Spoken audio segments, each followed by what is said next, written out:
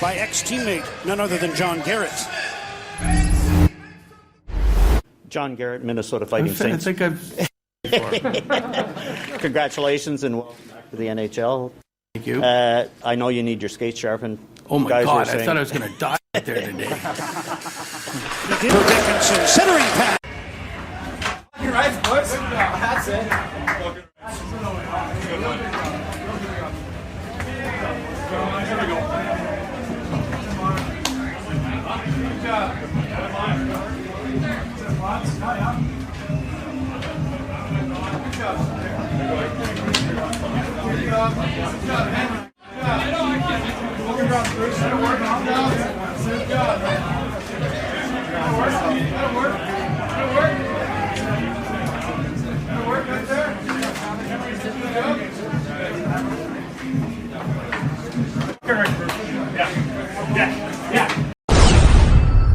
Staying with the coaching carousel, Vancouver making a coaching change as well as a general manager change. Bruce Boudreau, who sat with us here on Friday night, quick transition. He is now the head coach out in Vancouver. Based on Bruce's resume, and he has a very good resume as far as a bench boss in the NHL, is this a move, do you see, from Vancouver thinking that he might provide the spark to get back in the playoff hunt this season right now? Yeah, I think I'm looking for the spark into our bank account for the commission check.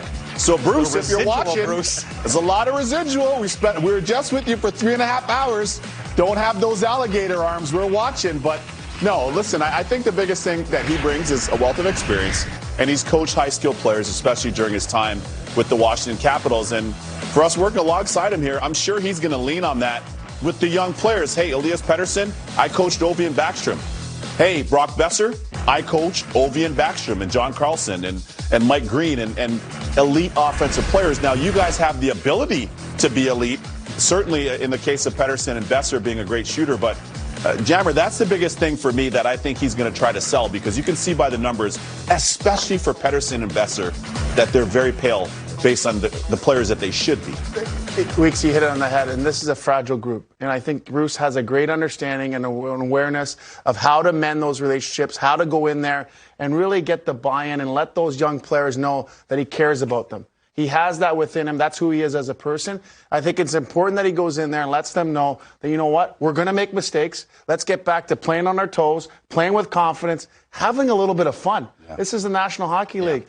And so hopefully he can bring that new energy, bring a new attitude, some new system changes, because they've been porous defensively as well. Their penalty kill certainly has to be fixed. It doesn't hurt. It certainly hasn't helped them not having Suter, who one of the guys who I feel like can go up and down their lineup, hasn't been in. He's a guy that certainly they've missed. But I'm excited for Bruce Boudreau and his continuation and understanding of what he needs to do to turn things around.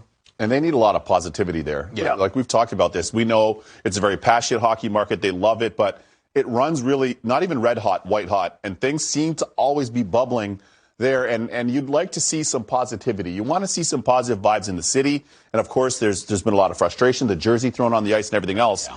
But at some point, you've got to embrace the fact, number one, that you have an NHL team, because the NBA team left. You have an NHL team. You have exciting young players.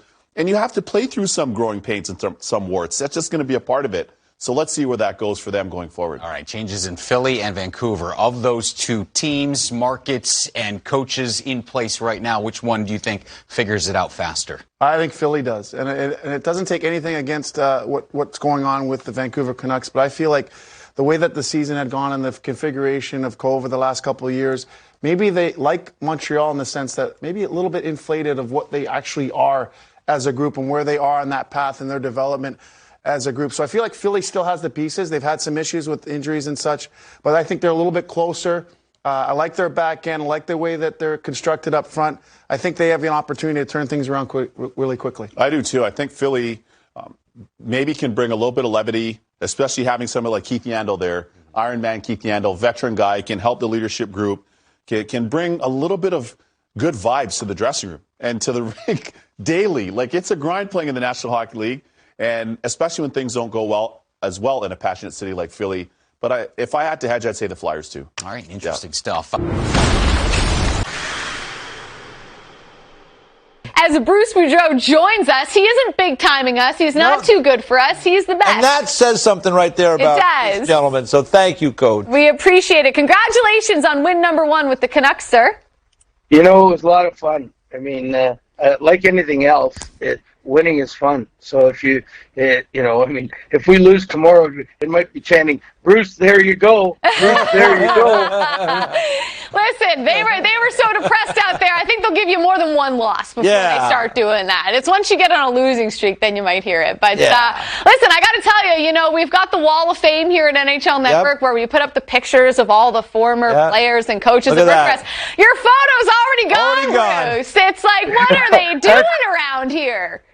That's awful, right there. Don't worry, Bruce. We got it. We got it in storage. Okay, good, because I saw EJ sent me a picture of him taking this thing down yesterday, and I said, "Man, I haven't even been gone a day, and it's down."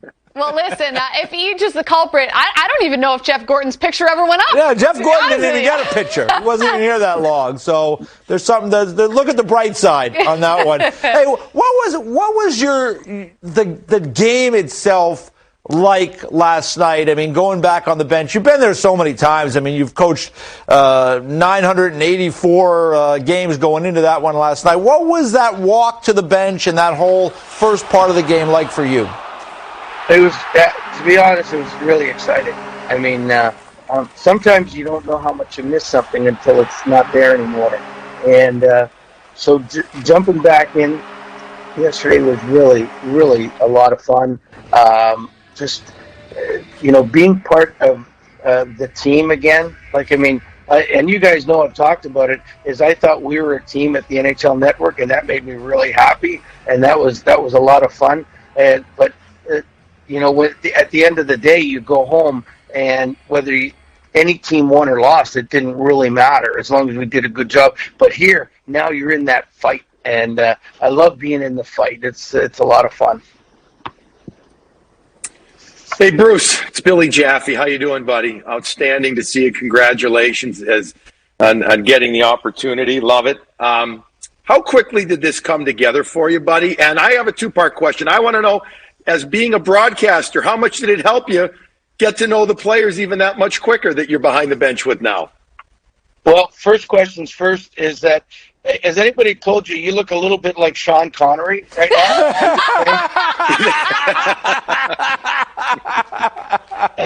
Right there. Yes, and I just need a scotch right now. You know what? The NHL Network, the one thing is we don't get a lot of West Coast games, so I didn't know the players as well as, say, like the team we're playing tomorrow night, the Bruins players. But, I mean, it certainly helped because if I was at home and there was probably not a lot of waiting up till 2 o'clock in the morning to watch games. So, I mean, knowing these guys and getting to know them, like I've had meetings with most of them already, good sit-down meetings, and my whole my job was I want to get to know them as quick as possible because no coach will tell you any different now that I hear is how important a training camp is because everything's happening so quick. You don't get to. It takes time to implement everything you want to implement, but it's baby steps right now, and it's always a little bit easier when you win because they want to do more. I mean, if you lose, if you had made some changes and you lose, they're going, "What are we doing?" This is the same old stuff type thing. So when you win, it's a little easier to get done. Well, Bruce, I'm gonna steal Jaffe's idea. I also have a two-part question. Oh, okay. We saw a video of you getting on the ice yesterday for the first time with the Canucks. How long had it been since you skated? It looked like about 150 years. And don't show this. Turn this off. Let's get a good look at this. Oh my God! But my skates were all screwed up, and I thought I was gonna fall and kill myself. Today was so much better. I mean, they fixed my skates and everything, but it had been since I actually had a good practice, February 14th, 2019. So long time. Well, listen, anybody that's spent any amount of time on the ice knows if your skates aren't sharpened the way you like and you haven't skated in a while, it can be a little weird getting out there. But I'm glad you got your skates all fixed up. People last night on Twitter, I got to tell you, like the Canucks fans were going nuts last night after this win, chanting on their way out. I saw people putting tweets of like, all right, so is the Boudreau statue going to be gold or silver? What are we thinking? Like people were so jacked up and they were calling you the Besser Whisperer because you had a conversation with Besser at practice yesterday. What was that conversation, or what have your conversations with him been like? What are you telling some of these young guys to get them in better spirits and get them having fun again out there?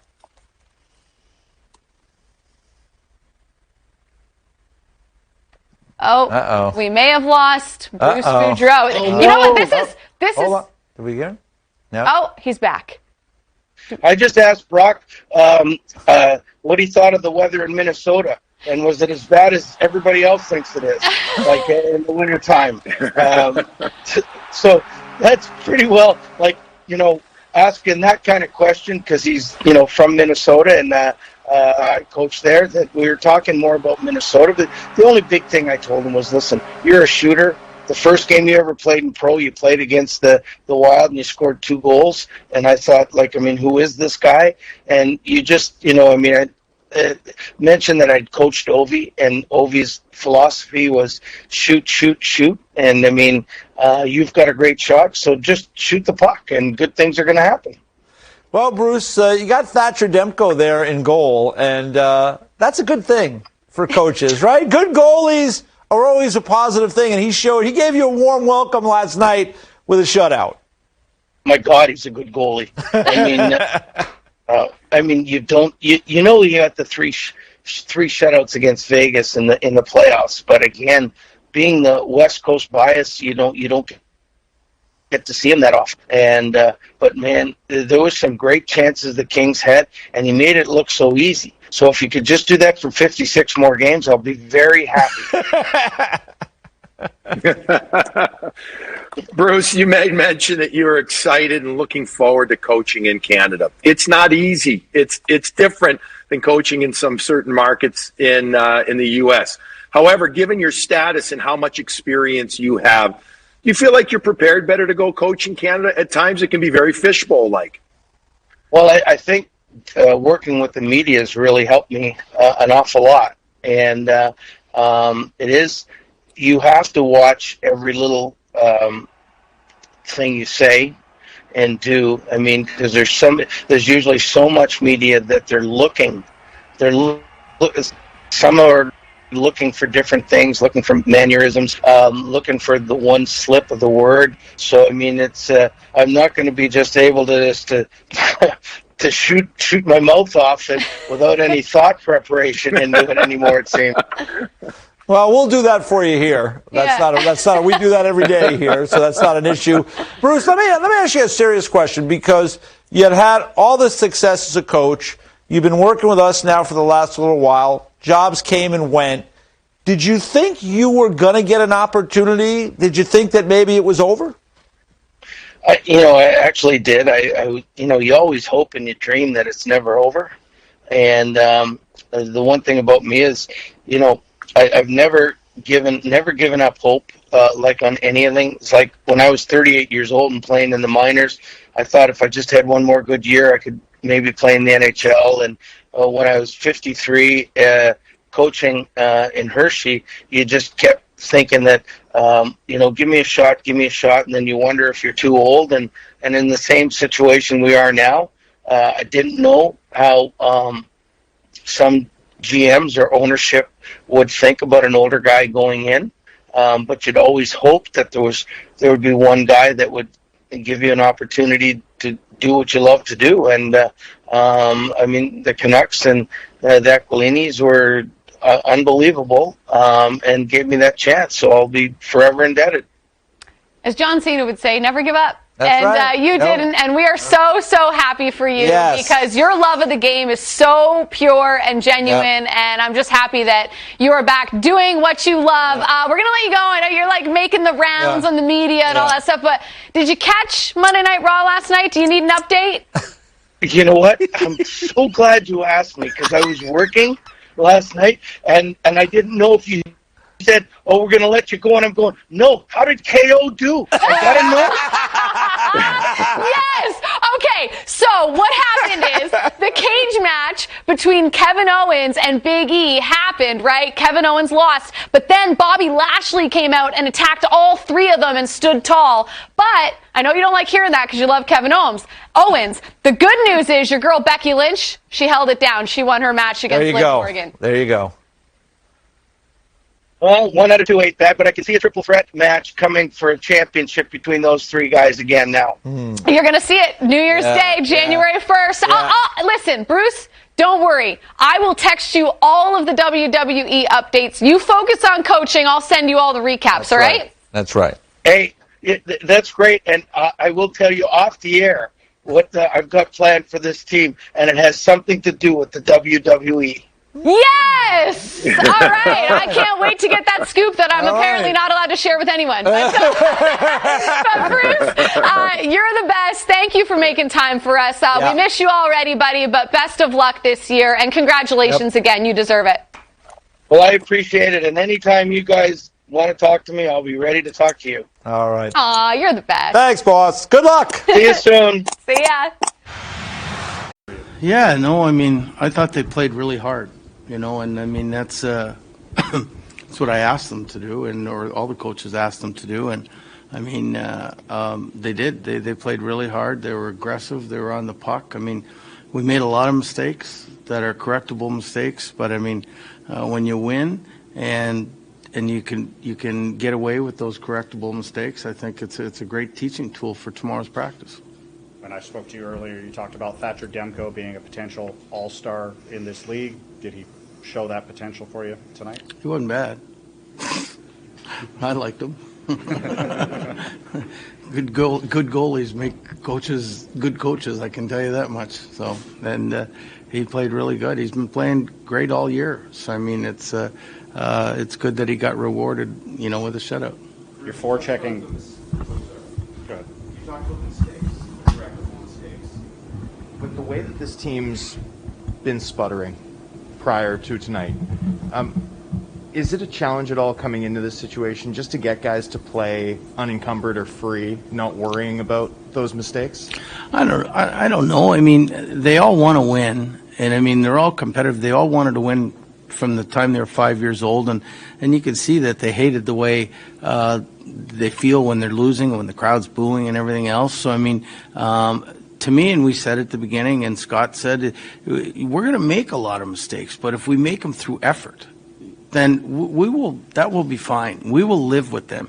It's the lazy things and not, and you can see even in the little skate we had this morning that the energy was there, the excitement was there, and I mean, it usually happens when a new coach comes in. I hope it doesn't stop, but I mean, when you win and you feel like you played good and you contributed, it's a good feeling when you go home and you can't wait to come to the rink the next day. And when you lose and you either don't play a lot or you're not, your play isn't inspiring, then it's like, oh, I got to get up and go to the rink, and you don't want to. And we want the first part, what we want to do. And I think they'll come tomorrow. They'll get a little bit of sleep because practice is at 11:30 tomorrow, and I think we'll have the same kind of practice. And, I just keep telling them they're good players. I've always thought they were good players. And they got to start believing that they're good players. And when they do that, they'll be fine. There's been a lot of talk about penalty kill prior to your arrival. You had a good night in that regard. Tonight, it seems like you forechecked pretty aggressively on the PK, and it resulted in some chances for you, too. Evidently the sitting back wasn't working. So, I mean, we changed it up. We gave other guys opportunities to do it, and I think they embraced it.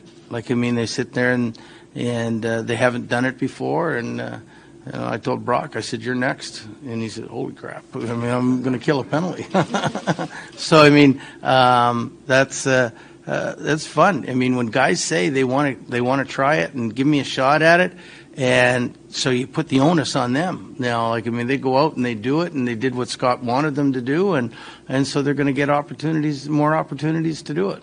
I mean, it's not always going to work like that, but it worked out good tonight. I think we caught them by surprise. You had some offensive players out on the penalty kill for you. Is that something that you like generally? Yeah, I do. I mean, I think offensive guys that put pressure on. I mean, you look at the good teams, a lot of their best offensive players are also better killers, and they get more ice time and they feel more into it. So, I mean, I think it's a good thing as long as they're committed to doing the right things defensively when they're killing the penalty. I mean, if they're going out and looking for goals and cheating and swinging up at the top, then they're not going to do it. But if they do the right thing, when they do get the puck, they get opportunities, like Petey did, and to get the penalty shot. I mean, he was in perfect position and he was forcing.